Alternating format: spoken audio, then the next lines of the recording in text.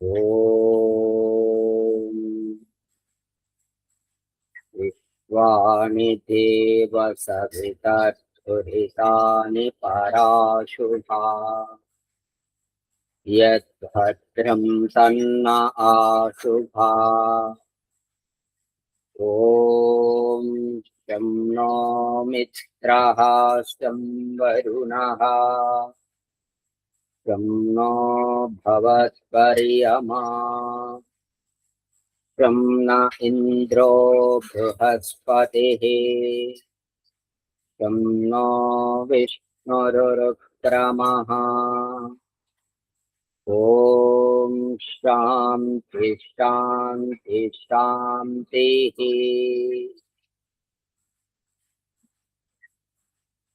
ఈ యొక్క ఉపనిషత్తుల ఆధ్యాత్మిక సత్సంగానికి వచ్చినటువంటి భక్తులందరికీ, అలాగే యూట్యూబ్ లో ఈ వీడియో చూస్తున్నటువంటి వారందరికీ హృదయపూర్వకంగా నమస్కారములు. మనము ముండకోపనిషత్తులో ఉన్నాం. నిన్నటి రోజున మొదటి ముండకంలో మొదటి ఖండంలో 2 శ్లోకాల గురించి తెలుసుకున్నాం. బ్రహ్మ అనే మహర్షి అథర్వుడు అనేటటువంటి శిష్యునకు విద్య, అన్నిటికంటే గొప్ప విద్య అయినటువంటి బ్రహ్మ విద్యను ఉపదేశం చేస్తున్నాడు. మీరు ఎవరు?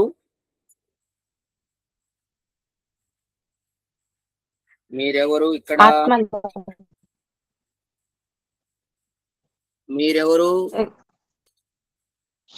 వినపడలేదమ్మా.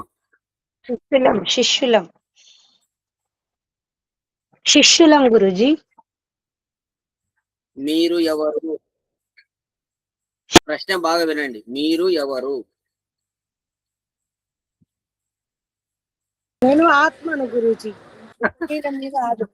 ఆత్మను గురుజీ.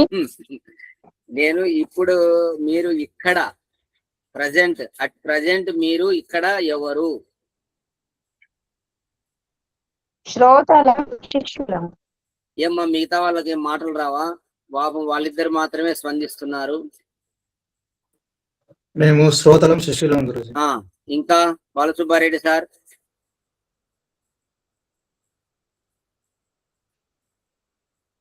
శ్రీనివాసులు గారు? శ్రోతలమే గురుజీ, వింటున్నాము. రామచంద్రారెడ్డి? శ్రీనివాసులు సార్? నమస్తే గురుజీ. ఓం నమస్తే. ఇక్కడ మీరు ఎవరు అట్ ప్రజెంట్?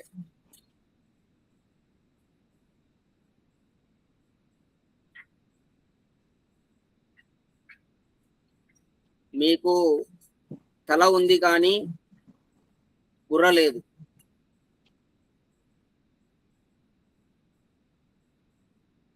శ్రీనివాస్ అని అడుగుతున్నాడు గురుజీ. ఆయన ఎక్కడో ఆయన లోకం వేరుంది లేండి. ఆయన పాపం మేము శిష్యులం గురుజీ. ఇప్పుడు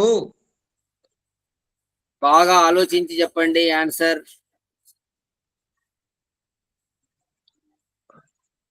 అంటే ఇప్పుడు చెప్తున్నాం శిష్యులమని. మీరు ఇక్కడ ఈ ఉపనిషత్తు అయిపోయేంత వరకు అథర్వులు. అందరు గుర్తుపెట్టుకోండి, నీకు నువ్వే అథర్వుడివి. నీకే ఈ బ్రహ్మ ఉపదేశం చేస్తున్నాడు. బ్రహ్మ విద్య ఉపదేశం చేసేది మీకే. ఈ ఉపనిషత్తు అయిపోయేంత వరకు నువ్వెవరు? అథర్వులు. అథర్వుడు. స్త్రీ అయినా పురుషులైనా ఎవరైనా సరే నేను అథర్వుడిని అనుకోండి. అథర్వులు అంటే అర్థం ఏమవుతుంది గురుజీ? శిష్యుడు ఇక్కడ ఈ బ్రహ్మ విద్య ఈ ఉపనిషత్తులో ఎవరికి బోధిస్తున్నాడు? అథర్వునికి బోధిస్తున్నాడు. నువ్వు అథర్వుడివి అని కూర్చొని వినాల. ఇది నాకే ఉపదేశం చేస్తున్నాడు అని వినాలి. ఈ ఉపనిషత్తు రచించిన ఋషి నాకు ఉపదేశం చేస్తున్నాడని వినాలి. ఎవరికో అనుకోకూడదు. మీరే అథర్వులు. ఎవరైతే వింటున్నారో వాళ్ళంతా అథర్వులు. గుర్తుపెట్టుకోండి. జాగ్రత్తగా వినండి. తర్వాత ఈరోజు 3వ శ్లోకంలో ఏం చెప్తున్నాడో ఒకసారి అందరం విందాం. శౌనకో హవై మహాశాలో అంగిరసం విదిపా దుపసన్నః ప్రపచ్చ కస్మిన్ను భగవో విజ్ఞాతే సర్వవిధం విజ్ఞాతం భవతీతి. ఇది 3వ శ్లోకము. దీనికి సంస్కృత పదాలకు తెలుగు అర్థం చూడండి. హవై పూర్వమున ఒకప్పుడు, శౌనకః శునకుని కుమారుడైన, మహాశాలః గొప్ప గృహస్థుడు. చూడండి, గృహస్థుల్లో గొప్ప గృహస్థుడు అంట. చూడండి మళ్ళీ, అంగిరసః అంగిరసుని, విధివత్ శాస్త్ర విధిని అనుసరించి, ఉపసన్నః సమీపించిన వాడై, ప్రపచ్చ అడిగెను, భగవః ఓ స్వామి, కస్మిన్ను విజ్ఞాతే ఏది తెలియబడినా, ఇదం సర్వం ఇది అంతయు, విజ్ఞాతం భవతి ఇది తెలియబడును అని. ఇది పదాలకు అర్థం. దీనికి భావార్థం చూడండి. పూర్వములో ఒకప్పుడు శునక మహర్షి వంశోద్భవుడగు ఒక భాగ్యశాలి అయిన గృహస్థుడు అంగిరసుని కడకేగి, ఏది తెలుసుకొనినా మీదట ఇదంతయు తెలియనగును అని ప్రశ్నించెను. చూడండి, పూర్వం ఒకప్పుడు శునక మహర్షి అని, ఇక్కడ శునక అన్నాడు, శౌనక మహర్షి. దీని ఇక్కడ మనం చదువుకుంది, ఆ అక్షరం ప్రింట్ తప్పుపడింది. ఆ శౌనక మహర్షి వంశంలో పుట్టినటువంటి ఒక భాగ్యశాలి అయిన గృహస్థుడు అంగిరసునికి దగ్గరికి పోయి ఏమడిగాడు, ఏది తెలుసుకుంటే ఇదంతా తెలియనగును, అంత తెలుసుకున్న వాళ్ళమైతాము అని ప్రశ్నించాడు. బ్రహ్మతత్వము ఎరుగగోరువారు, గుర్తుపెట్టుకోండి, బ్రహ్మతత్వం, బ్రహ్మను తెలుసుకోవాలా, యథార్థంగా తత్వం అంటే ఉన్నది ఉన్నట్లుగా తెలుసుకోవాలా అని కోరేవారు శాస్త్ర విధిని అనుసరించి, గుర్తుపెట్టుకోండి, శాస్త్ర విధిని, శాస్త్రంలో చెప్పబడినట్లుగా గురువుల దగ్గరికి పోయి వినయపూర్వకంగా నమస్కరించి, పరిపరి విధములుగా ప్రశ్నించి తమ అభీప్సితమును తెలుసుకొనవలయును.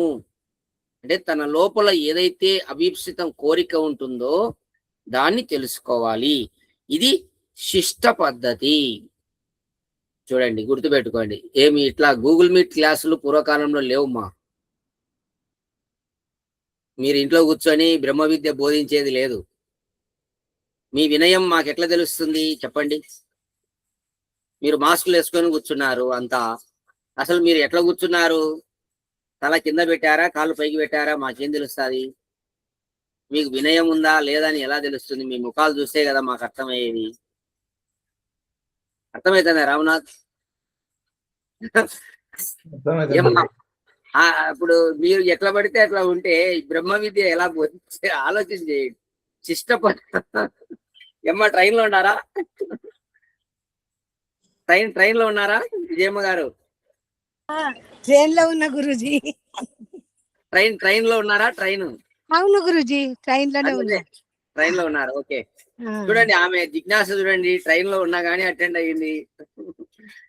కోరిక ఉంటే ఏ జన్మలో ఒక జన్మలో మోక్షం వస్తుంది మా. అర్థమవుతుందా? శిష్ట పద్ధతి చూడండి. ఎవరైతే బ్రహ్మను తెలుసుకోవాలనుకుంటారో వారు గురువు దగ్గరికి ఎట్లా పోవాలా? శాస్త్రంలో చెప్పబడిన విధంగా పోవాలంట. ఎట్లంటే అట్లా కాదు, శాస్త్ర విధిని అనుసరించి గురువు దగ్గరికి పోవాలా. పోయిన తర్వాత వినయపూర్వకంగా నమస్కరించి అప్పుడు తన దగ్గర ఏదైతే లోపల కోరిక ఉందో దాన్ని చెప్పాలంట. పరిపరి విధాలుగా ప్రశ్నలు వేయాలంట. నేను రోజు సోమవారం రోజు 10 ప్రశ్నలు రాసుకురాండి అంటే నేను చెప్పిన 10 ప్రశ్నలు రాసుకురారు. ఈ శిష్యులు ఎటువంటి శిష్యులో చూడండి. ప్రతి సోమవారం ప్రతి ఒక్కరూ 10 ప్రశ్నలు రాసుకురండి అని చెప్పాను. యోగా క్లాసులో లేమ్మా, ఇక్కడ కాదు, ఉదయం పూట. ఎవరు ప్రశ్నలే రాసుకురారు. ఏమి వీళ్ళు బ్రహ్మ విద్య ఎట్లా పొందాలనుకుంటున్నారో మరి నాకైతే అర్థం కాదండి. కాబట్టి ఈ విధంగా శిష్ట పద్ధతి ఇది. వినయపూర్వకంగా ఉండాల శిష్యుడు. చాలా వినయంతో నమస్కారం చేసి గురువు దగ్గర కూర్చోవాలి. అప్పుడు ఈ బ్రహ్మ విద్య అనేది అతనికి అర్థమవుతుంది.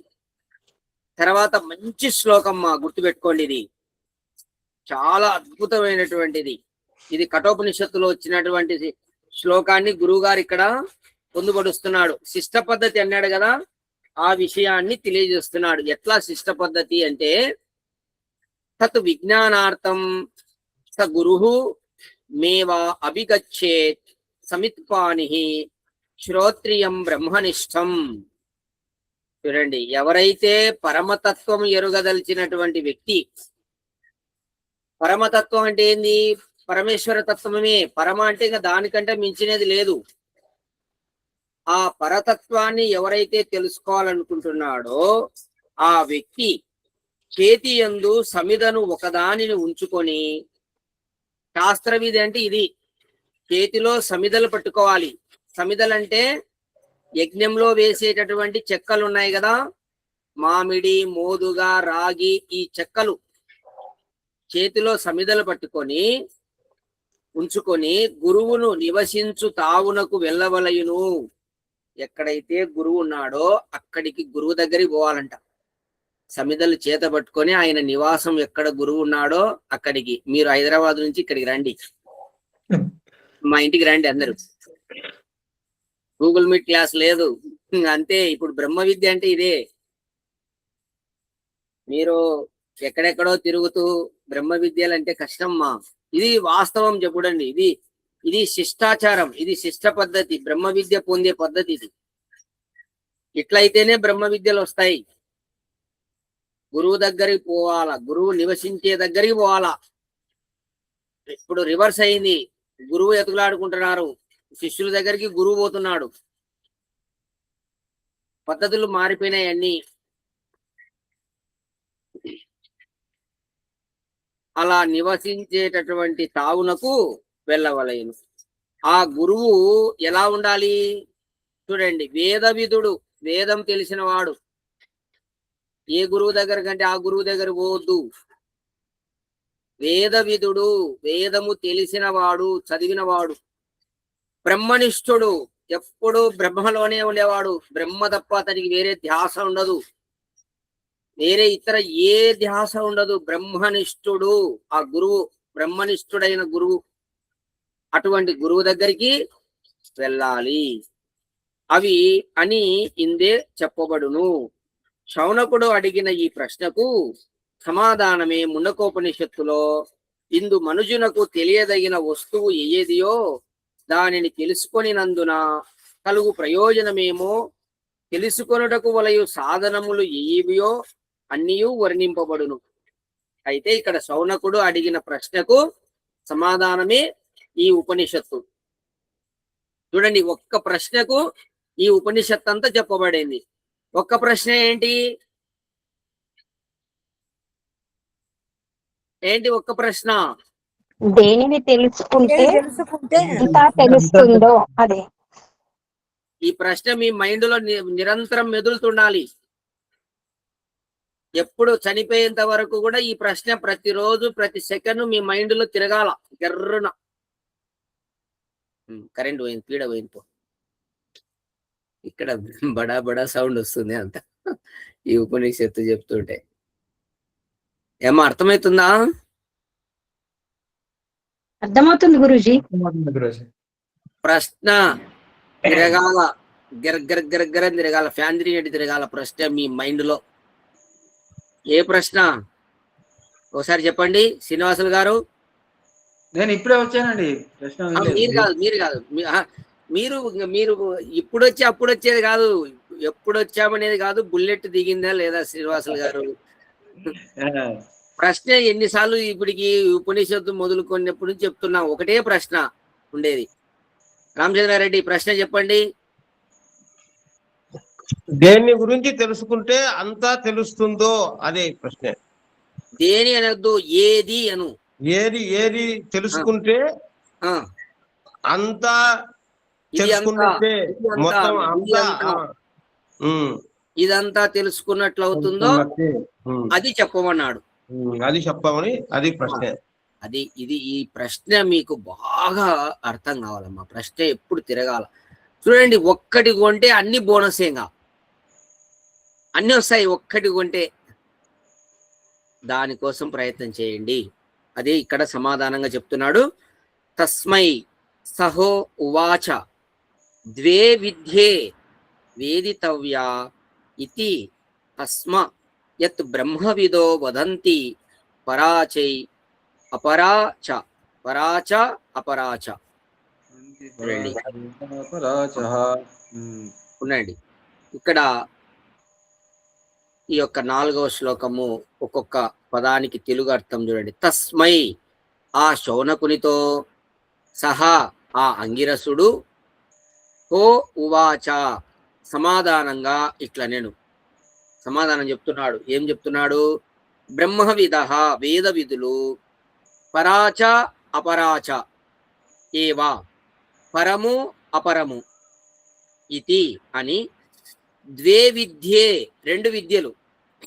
గుర్తుపెట్టుకోండి, ఈ పరతత్వము ఏదైతే నువ్వు తెలుసుకోవాలనుకుంటున్నావో దానికి 2 విద్యలు.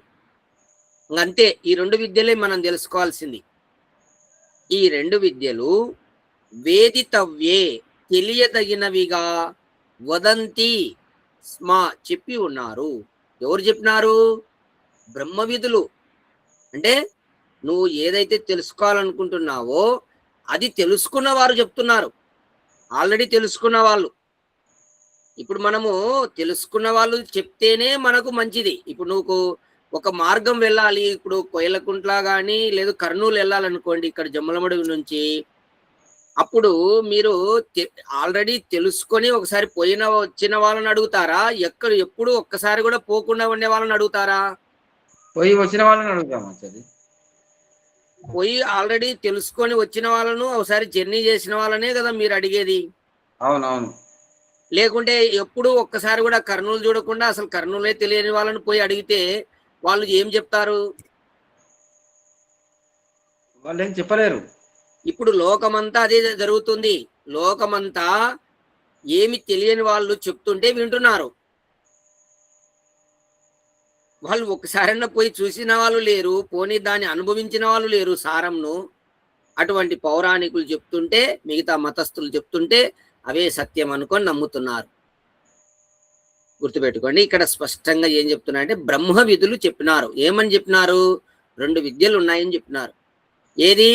పరతత్వం తెలుసుకోవాలంటే చూడండి, దాని తాత్పర్యం వచ్చేసి, శౌనకుడు అడిగిన ప్రశ్నకు సమాధానంగా అంగిరసుడు ఇట్లు చెప్పాను. తత్వవేత్తలైనటువంటి వేద విధులు, పరా అపరనామములు గల 2 విద్యలు తెలియదగినవిగా చెప్పినారు. అంగిరసుడు శౌనకుడు అడిగిన అన్నిటినీ ఎరుంగుటకు మూలమైన పదార్థమును తెలుసుకొనుటకు వలయు సాధనములైనటువంటి విద్యలను ఇక్కడ పరా అపర శబ్దములతో సూచించి ఉన్నాడు. ఇక్కడ అంగిరసుడు, ఈ అంగిరసుడు అంటే ఎవరు? గురువు. గురువు ఏం చెప్తున్నాడంటే ఈ సాధనాల కోసం 2 విద్యలను చెప్తున్నాడు. సాధన జ్ఞానము లేని వానికి సాధ్యము ఎన్నడూను సిద్ధింపదు. ఈ వాక్యం రాసుకోండి, మంచి వాక్యం, నోట్ చేసుకోండి. మా పుస్తకాలు ఉన్నవారు నోట్ చేసుకోండి. మనకు సాధ్యము సిద్ధించాలంటే స్పష్టంగా ఋషి చెప్తున్నాడు. ఏం చెప్తున్నా అంటే సాధన జ్ఞానము లేని వానికి సాధ్యము ఎన్నడూను సిద్ధింపదు. ఆ సాధ్యము సిద్ధించాలంటే దానికి సాధనాలు ఏవి కావాలి? ఆ జ్ఞానం ఉండాలి. సాధనాలకు సంబంధించినటువంటి జ్ఞానం ఉంటేనే సాధ్యము సిద్ధిస్తుంది, లేకుంటే సిద్ధించదు. అసలు ఎవరికి సాధనాలే తెలియవు, వాటి జ్ఞానమే తెలియదు, ఎట్లా సాధ్యం వస్తుంది చెప్పండి? అందరూ ఏమో మోక్షం కావాలంటారు. మరి సాధనాలు, మోక్షం కావడానికి సాధనాలు ఏంటివి, వాటి జ్ఞానం ఏంటి, ఇదంతా తెలియాలి కదా. కాబట్టి ఈ వాక్యము మీరు నోట్ చేసుకోండి. ఏదైనా సరే మనము ఒకటి సాధించాలనుకున్నప్పుడు ముందు దాని సాధనాలు ఏంటివి, ఆ జ్ఞానం అనేది మనకు ఉండాలి. లేకుంటే సాధ్యము రాదు, ఎన్నడూ సిద్ధించదు అంటున్నాడు. ఎన్నడూను గుర్తుపెట్టుకోండి. ఇది వ్యావహారికంగా అయినా గుర్తుపెట్టుకోండి, పారమార్థికం ఓకే. వ్యవహారంలో కూడా మీరు ఏదైనా ఒకటి సాధించాలనుకుంటే ముందు దానికి ఏం సాధనాలు ఉన్నాయా లేవా, ఆ జ్ఞానం ఉందా లేదా చూసుకోవాలి. అర్థమవుతుందా? సర్వ విజ్ఞానమునకు సాధనముగు మూలతత్వమును ఎరుంగుటకు 2 సాధనాలు ఉన్నాయి. చూడండి ఇక్కడ, సర్వ విజ్ఞానమునకు సాధనమైనటువంటి మూలతత్వమును ఎరుంగుటకు 2 సాధనాలు ఉన్నాయి. ఆ 2ను పరావిద్య అపరావిద్య అనబడును. రెండు సాధనాలు ఇవి. విద్యలనే సాధనాలని చెప్తున్నాడు. పరావిద్య అపరావిద్య. అందు అపరావిద్య పరంపరా సాధనము. చూడండి, ఈ అపరావిద్య ఏదైతే ఉందో అది పరంపరా సాధనము, పరావిద్య సాక్షాత్తుగా సాధనము. పరంపరాగా సాధనమగు అపరావిద్య ముందుగా వివరించుచున్నాడు. అంటే ఇక్కడ పరంపర అంటే ఒకదాని తర్వాత మరొకటని, అంటే ఫస్ట్ ప్రయారిటీ ఏంటంటే పరావిద్యనే, దాని తర్వాత ఏంటి అపరావిద్య.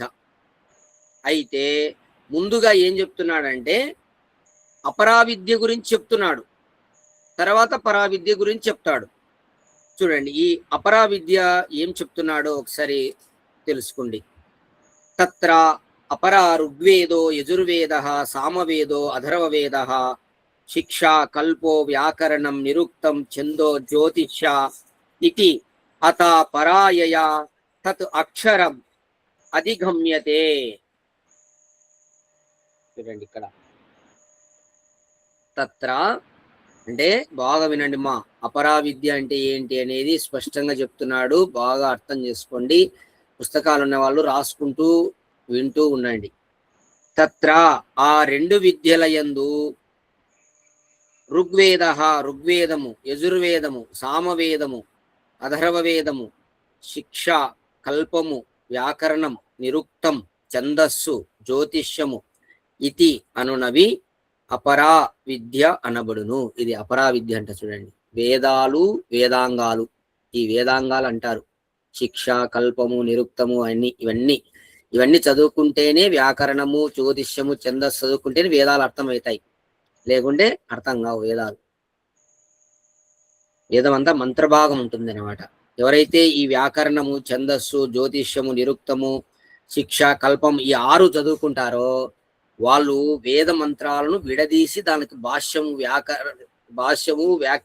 వ్యాఖ్య రాస్తారు, భాష్య సారము ఇదంతా రాస్తారు. ఇవి చదువుకోకుంటే నీకు మంత్రం అర్థం కాదు. మహర్షి దయానంద సరస్వతి విరజానందం దగ్గర చదివింది ఇదే. ఈ వేదాంగాలు చదివాడు, అష్టాధ్యాయి మహాభాష్యం ఇవన్నీ చదివాడు. పాణిని మహర్షి రచించినటువంటి ఆ 3 ఏళ్లలో ఇదే చదువుకుంది ఆయన. ఇది చదివితే అయిపోయా, ఇంకా అన్ని ఏదైనా సులువుగా అర్థం చేసుకోగలుగుతారు. కాబట్టి దీన్ని ఏమంటారు? అపరావిద్య అంటారు. అథ అనంతరమున యయా ఏ విద్య మూలంగా తత్ అక్షరం నాశరహిత మూల పదార్థము అధిగమ్యతే సాక్షాత్కారము చేసుకొనబడునో అది పరావిద్య అనబడును. చూడండి, ఇక్కడ స్పష్టంగా చెప్తున్నాడు. దీని తర్వాత ఈ విద్యల మూలంగా ఇవన్నీ చదువుకున్నారు కదా, దీని మూలంగా నాశరహితమైనటువంటి మూల పదార్థాన్ని సాక్షాత్కారము చేసుకుంటారు. దాన్నే పరావిద్య అంటారు. అంటే ముందు అపరావిద్య లేకుండా పరావిద్య లేదు, గుర్తుపెట్టుకోండి. అదే మూలం. అపరావిద్య అనేది మూలం, దాని తర్వాత పరావిద్య అనేది నెక్స్ట్ చెప్పబడతా ఉంది. దీనికి వివరణ చూడండి ఒకసారి. వివరణ చాలా దండిగా ఇచ్చాడు, క్లుప్తంగా మనం తెలుసుకుందాం. రుక్కు యజు సామ అధర్వణములను ఈ పదములు వేదనామములు. ఇవన్నీ వేదాలని అందరికీ తెలుసు. ఇవి సమస్త విద్యలకు బీజభూతములు. అన్ని విద్యలన్నీ కూడా దీంట్లోనే ఉంటాయి.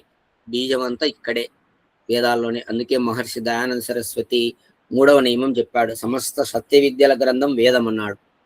చూడండి, ఈ మహానుభావుడు పెట్టిన ఋషి పెట్టినటువంటి నియమాలు మామూలు నియమాలు కాదు అవి. ఈ సృష్టి సూర్యచంద్రులు ఉన్నంత కాలం ఆర్య సమాజం ఉంటుంది. ఆర్య సమాజం ఉంటుంది. దయానంద మహర్షి పేరు ఉంటుంది. ఆయన చెప్పిన సిద్ధాంతాలు ఇప్పటికీ సృష్టి నిర్ణయాలు ఉంటాయి. ఇంకా సృష్టి కాలము 198 కోట్ల సంవత్సరాలు అయిపోయింది కదా, ఇంకా 200 కోట్ల సంవత్సరాలు చిల్లర ఉంది. అంతకాలం ఉంటుంది ఆర్య సమాజము. వేదం ఉంటుంది, సిద్ధాంతాలు, ఈ నియమాలు అట్లే ఉంటాయి. ఎందుకంటే ఇవి సత్యమైనవి. సూర్యుడు తూర్పున ఉదయిస్తున్నాడు అనేది మనం అందరం రోజు చూస్తున్నాం. అది ఎంత సత్యమో ఇది కూడా అంతే సత్యం. అంటే ఆయన పెట్టినవి అటువంటి నియమాలు అన్నమాట. తర్వాత పాణిని, పతంజలి, ప్రకృతి మహర్షులు వ్యాకరణ నిరుక్తాది శాస్త్రములను రచించి ఉన్నారు. కేనాది ఉపనిషత్తులను సైతం మహర్షులే రచించిరి. వేదములు సర్వ విద్యలకు నిలయములు. అందు ప్రతిపాదింపబడిన విషయమండును లేదు.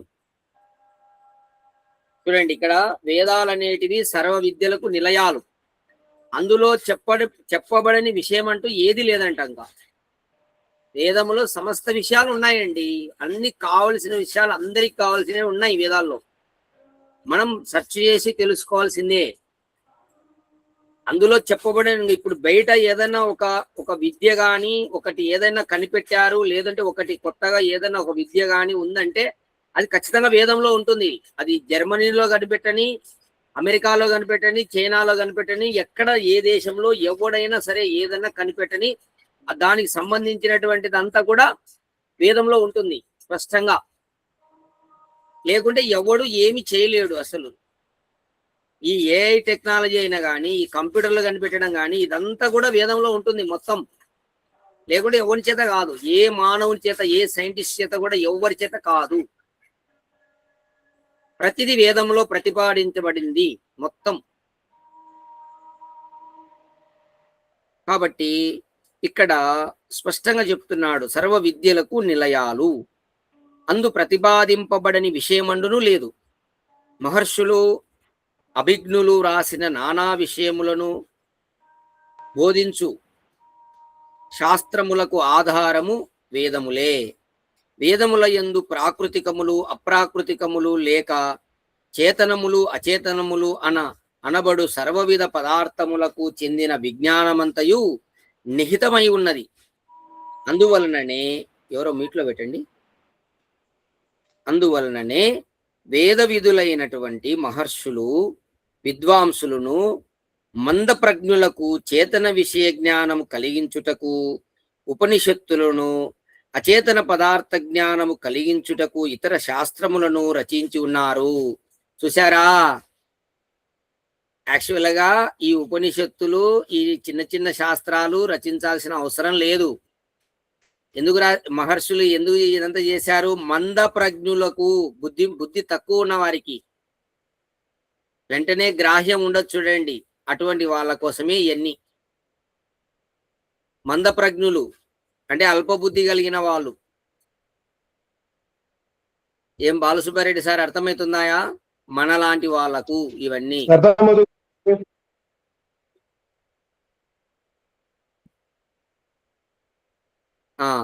కాబట్టి మంద ప్రజ్ఞులకు చేతన విషయ జ్ఞానము కలిగించుటకు, ఉపనిషత్తులను అచేతన పదార్థ జ్ఞానము కలిగించుటకు ఇతర శాస్త్రములను కూడా ఋషులు రచించి ఉన్నారు.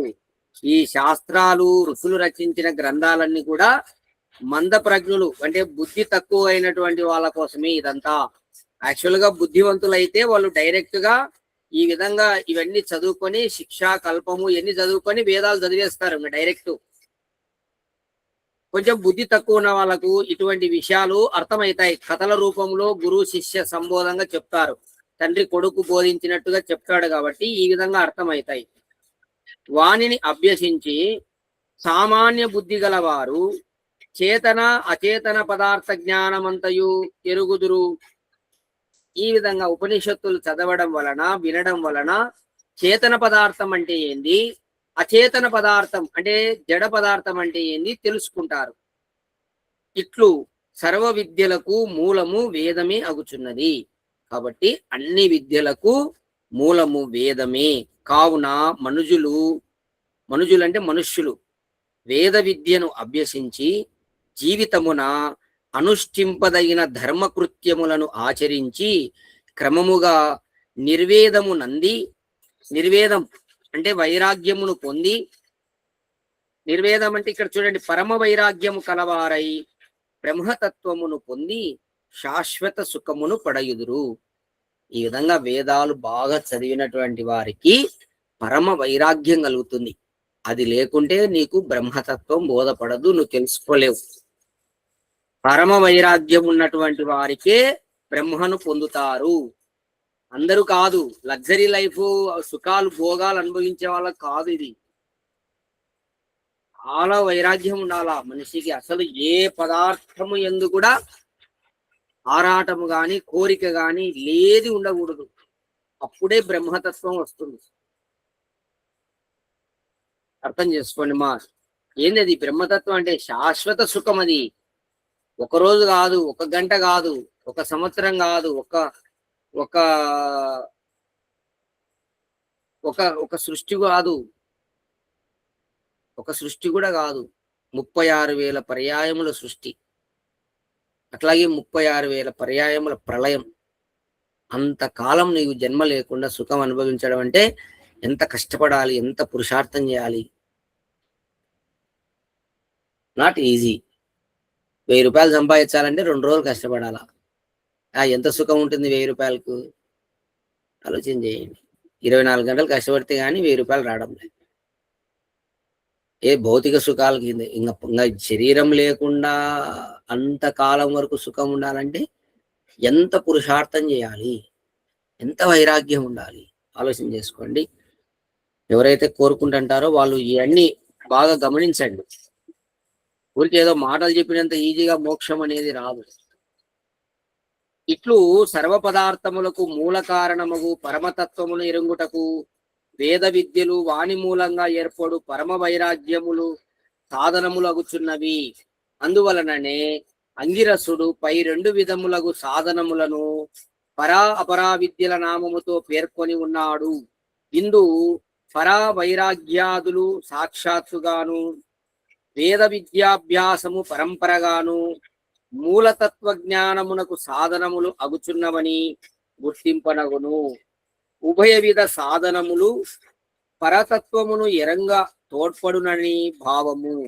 ఇందే సాధనము లేకున్నను పరతత్వ జ్ఞానము కలుగదని సిద్ధాంతము.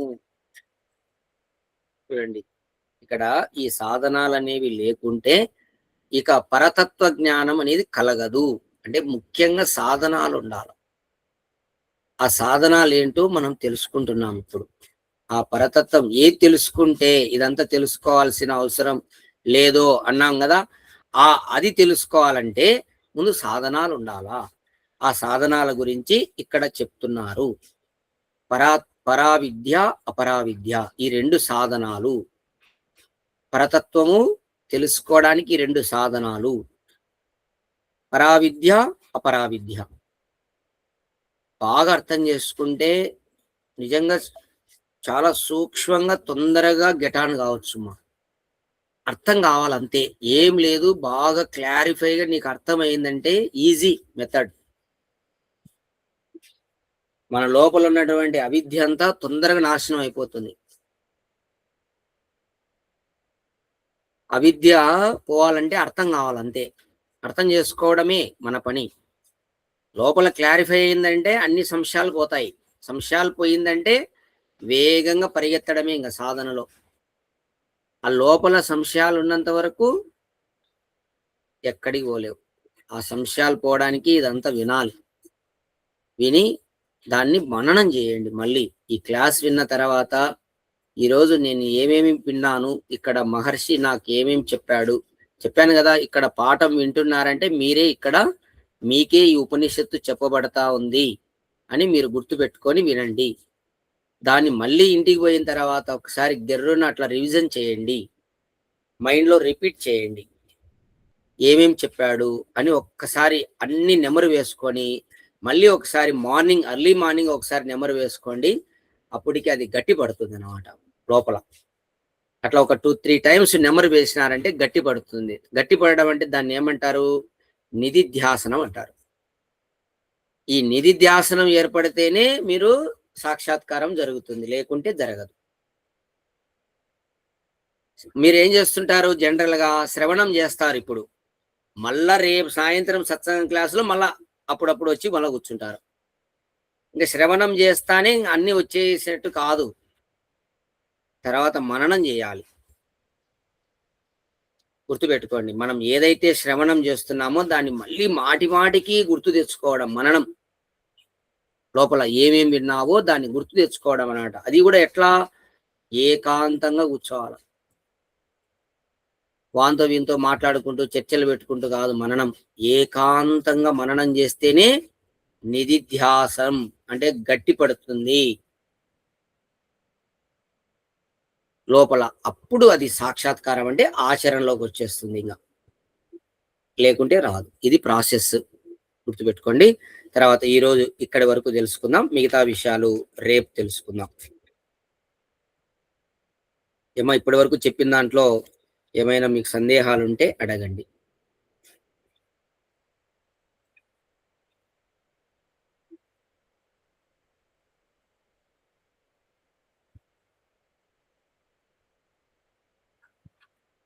ఏమన్నా ఉన్నాయమ్మా? సందేహాలు ఉన్నాయా? ఈ యొక్క పాఠం గురించి సందేహాలు ఇప్పుడు చెప్పిన దాంట్లో ఏమైనా మీకు చెప్తా ఉంటే, ఏదైనా డౌట్స్ వచ్చి ఉంటే అది అడగండి. అది మాత్రమే అడగండి. వేరే వేరే అనవసరమైన బయటి విషయాలు ఇక్కడ ఈ ఉపనిషత్తులో లేకుండా చూసుకోవాలి. ఆదివారం రోజు మీకు చెప్పాను, ఋగ్వేదాది భాష్య భూమిక తర్వాత ఏ డౌట్లైనా అడగొచ్చు. అవి ఆ రోజు మాత్రమే. అది ఇంకా ప్రతిరోజు ఉపనిషత్తుకు సంబంధించినటువంటి విన్న తర్వాత విన్న దాంట్లో ఏమైనా డౌట్లు ఉంటే అడగండి.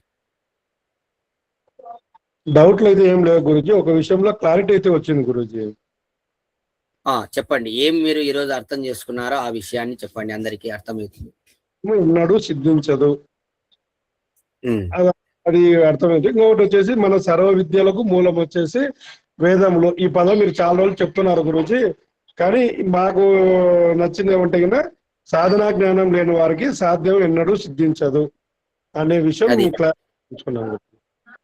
అట్లా ప్రతిరోజు కొన్ని వాక్యాలను అండర్లైన్ చేసుకొని హైలైట్ చేసుకోవాలా.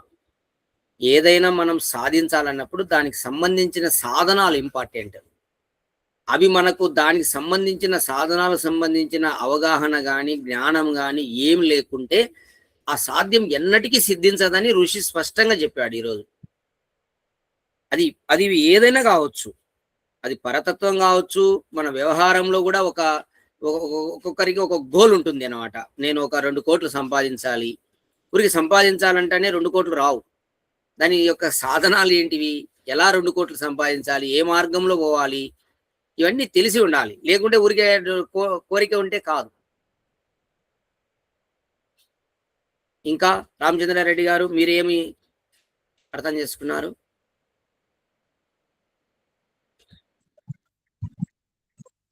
ఊరికే అనుకుంటానే ఏది సాధ్యపడుతుంది గురుజీ? సాధ్యపడదు కదా. అది మననం చేయాలా, శ్రద్ధ ఉండాలా, అన్ని రంగాల ఉండాలా. మీరు పాఠాలు చెప్పకండి, మీరు ఏం అర్థం చేసుకున్నారో అది చెప్పండి. ఇదే ఇంకా అర్థం చేసుకున్నాము. ఇది మననం చేయండి ఇంక రాదు, మననం చేయాలా, శ్రద్ధతో చేయాలా, ఈ 2 అర్థం చేసుకున్నాం. సరే, ఇంకా రామనాథ్ గారు మీరేం గ్రహించారు ఈరోజు?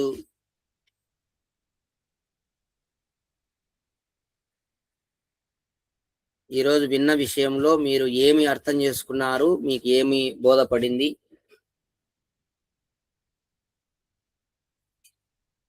వింటున్నారా మైండ్ పెట్టి?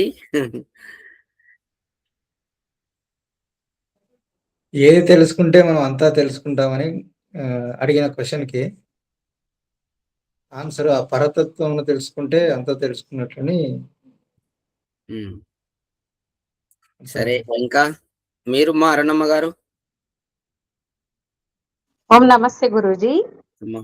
ఏం తెలుసుకుంటే అంతా తెలుసుకుంటాం అనేది ఈ గురువు గారు శిష్యునికి బోధిస్తుండు. అది ఏ సాధనం లేకుండా ఏదైనా సాధ్యం కాదనేది ఈ పరావిద్య అపరావిద్యాల గురించి శిష్యునికి బోధిస్తున్నాడు.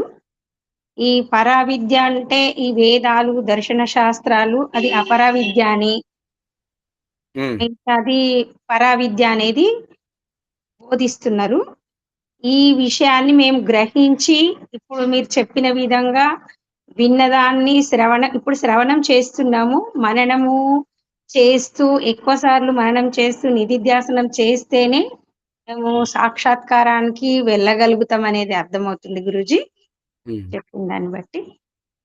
అంటే 2-3 సార్లు విన్నదాన్ని మళ్ళీ మళ్ళీ మననం చేస్తూ ఉంటే ఈ తరగతిలో చెప్పబడిన విషయాలు మాకు గట్టిపడతాయి అనేది అర్థమైంది గురూజీ. Very good. శ్రీనివాస ఆచార్య గారు, మీరు ఏం గ్రహించారు?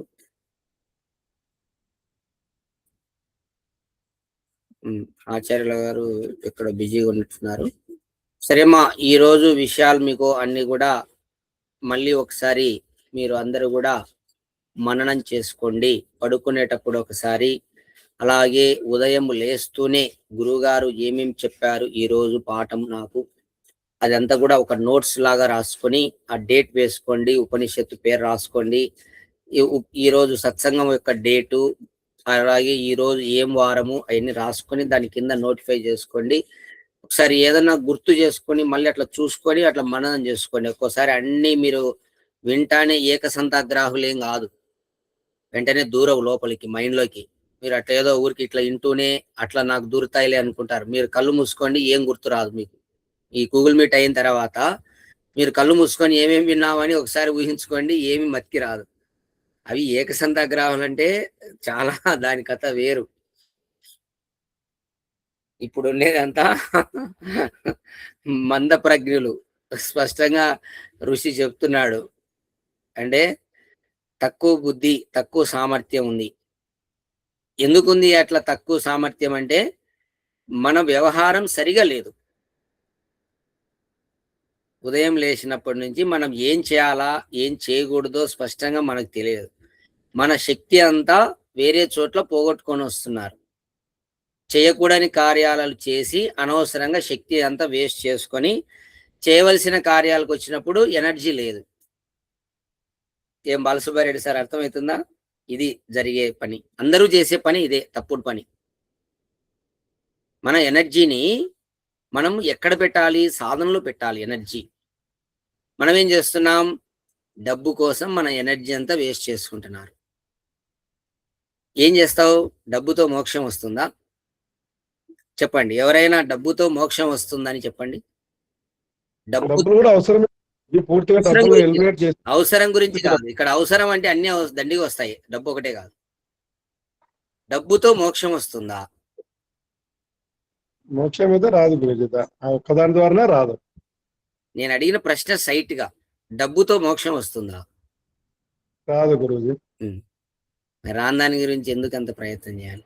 నీకు కావలసినంత ఉంటే చాలు, అవసరాలు తీరేంత వరకు ఉంటే చాలు. నీ ఆకలి తీరాలి, బట్టలు వేసుకోవాలి, ఒక గూడు కావాలి, చాలు. అంతకంటే ఎక్కువ ఉంటే నీకు నష్టమే, అంతకన్నా ఎక్కువ ఉంటే నష్టమే. గుర్తుపెట్టుకోండి, నీ సాధన ఉండదు. ఎందుకు ఉండదు? నీవు డబ్బు ఉంటే దానికి ఏం చేయాలి, దాన్ని ఎట్లా వృద్ధి చేయాలి, దానికి ఇంకా 4 ఓ ప్లాట్ కొనాలి, ఆడ ఇండ్లు వేయాలి. ఈ శ్రమ అంతా ఆడ ఇండ్లు వేసి ప్లాట్లు వేసి దీనికే తిరుగుతూ ఉంటాడు. ఆ లోపల వయసు అయిపోతుంది, టపక్కి అంటాడు. మోక్షం ఎప్పుడు?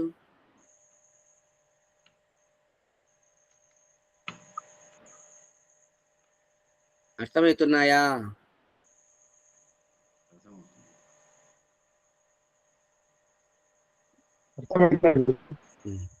నేనేమంటున్నానంటే ఏది ప్రధానం ఇక్కడ అదే అనమాట. స్పష్టంగా ప్రధానమైన దానికి ప్రయారిటీ ఇవ్వాలి. లోకంలో జరిగేది ఏంటి? అందరూ ఏది ప్రధానం దానికి ప్రయారిటీ ఇవ్వట్లేదు.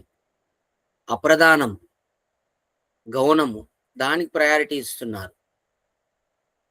సమయం అంతా వేస్ట్ అయిపోతుంది, మళ్ళీ రాదు, వ్యర్థం. జీవితం, సమయము విలువైనటివి, మళ్ళీ రావు, పోతే రావు. ఉన్న సమయంను సద్వినియోగం చేసుకోండి. పరమాత్మ సాక్షాత్కారం కోసం వినియోగించుకోండి సమయాన్ని. ఎందుకంటే దేహం లేకుండా కొన్ని కోట్ల సంవత్సరాలు సుఖంగా ఉండవచ్చండి. శాశ్వత ఆనందాన్ని పొందవచ్చు. శరీరం లేకుండా అసలు దుఃఖమే ఉండదు, ఏడుపు ఉండదు, బాధ ఉండదు, ఆకలి ఉండదు, దప్పిక ఉండదు, ఏముండదు. శరీరం ఉంటే కదా ఇవన్నీ. శరీరం లేనప్పుడు ఇవేవి ఉండవు. ఆనందమే, నిరంతర ఆనందమే, కంటిన్యూయస్ ఆనందం, తెంపు లేని ఆనందం. అది అనుభవించడానికి ప్రయత్నం చేయండి. అది పరమాత్మ ధ్యానం బాగా చేస్తే తొందరగా లభిస్తుంది. అలాగే ఉదయం పూట యోగాభ్యాసం చేయండి, శరీరానికి వ్యాయామాలు చేయండి, ప్రాణాయామం చేసి ఈ యొక్క మనస్సును బుద్ధిని శుద్ధి చేసుకోండి. శాస్త్రాలు తొందరగా అర్థమవుతాయి, లోపల దూరుతాయి. ప్రాణాయామం చేసేవారికి తొందరగా ఎంత సూక్ష్మ విషయాలైనా అర్థమవుతాయని చెప్పేసి మహర్షి దయానంద సరస్వతి సత్యార్థ ప్రకాశంలో రాశాడు. ప్రాణాయామ విధి అని ఒక హెడ్లైన్ పెట్టి రాశాడు.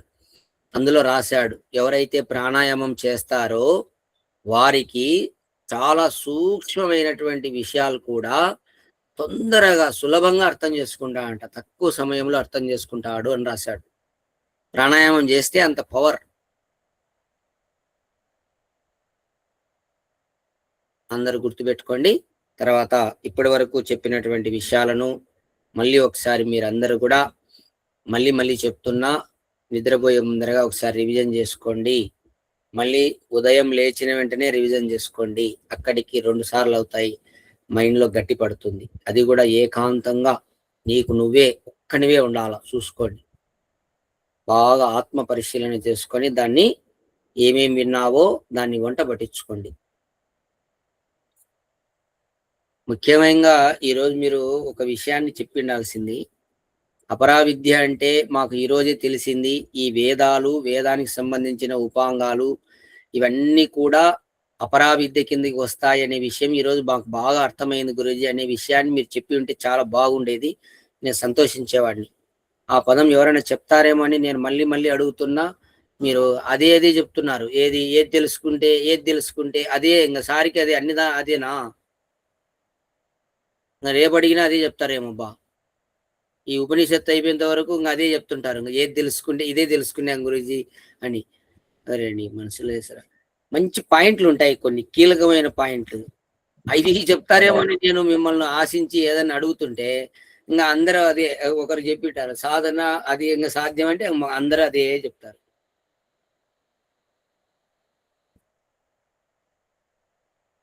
మంచి పాయింట్లు, గోల్డెన్ వర్డ్స్ వస్తున్నాయి. అటువంటివి రాసుకొని చెప్పాలా. ఓకేమ్మా, మీరు చాలా ఇట్లా ఉండద్దు. ఎట్లుండాలంటే అట్లుండాలి. చెప్పండి, ఎట్లుండాలంటే అట్లుండాలి. చెప్పండి, ఎట్లుండాలంటే అట్లుండాలి. అట్లుండాలి. రెడీ. కళ్ళు మూసుకోండి, శాంతి పాఠం చేద్దాం. ఓం అసతో మా సద్గమయ తమసో మా జ్యోతిర్గమయ మృత్యోర్మా అమృతంగమయ. ఓం శాంతి శాంతి శాంతి.